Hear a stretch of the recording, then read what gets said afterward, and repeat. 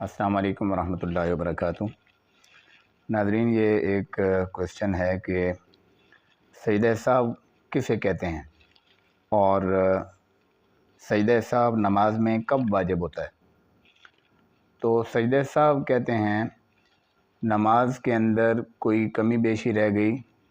اس کو پورا کرنے کے لیے نماز کے آخر میں آخری قعدہ میں بیٹھنے کے بعد عبدہ و رسولہ تک پڑھنے کے بعد امام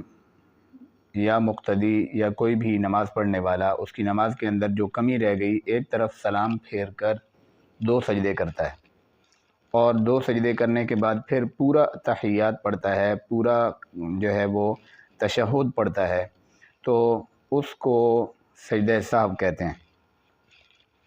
اب یہ سجدہ سہو نماز میں کب واجب ہوتا ہے؟ تو 2 وجہ سے سجدہ سہو واجب ہوتا ہے۔ ایک یہ کہ فرض کے اندر تاخیر ہو گئی یا جو ہے وہ اپنی جگہ سے وہ فرض ہٹ گیا اور اس کو دوسری جگہ پر ادا کر دیا، تو اب یہ جو اپنی جگہ سے ہٹا ہے اس میں تاخیر ہو گئی یا اس میں جو ہے وہ اس کو اپنی جگہ سے ہٹا دیا، تو اس کی وجہ سے سجدہ سہو واجب ہوگا۔ لیکن اگر فرض رہ گیا ہے، بالکل ساقط ہو گیا ہے نماز میں، وہ فرض ادا ہی نہیں ہوا، تو اس صورت میں تو نماز نہیں ہوگی،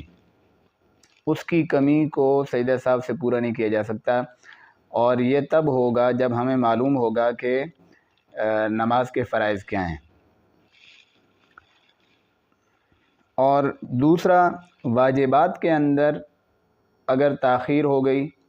یا کوئی واجب رہ گیا، واجب جو ہے وہ سرے سے ہم نے واجب رکن تھا اور اس کو ادا نہیں کیا، یا پھر اس کے اندر